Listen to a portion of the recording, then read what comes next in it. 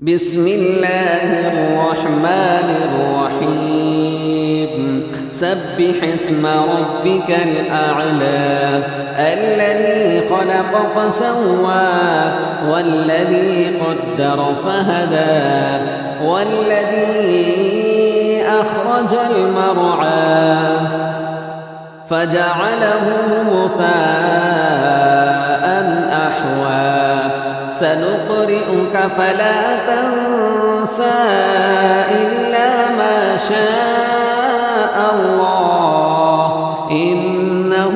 يعلم الجهر وما يخفى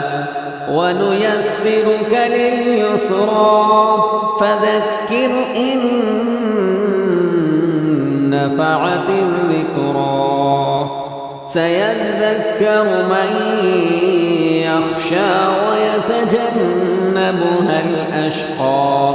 الذي يصلى النار الكبرى ثم لا يموت فيها ولا يحيا قد أفلح من تزكى وذكر اسم ربه فصلى بل تؤثرون الحياة الدنيا والآخرة خير وأبقى إن هذا لفي الصحف الأولى صحف إبراهيم وموسى.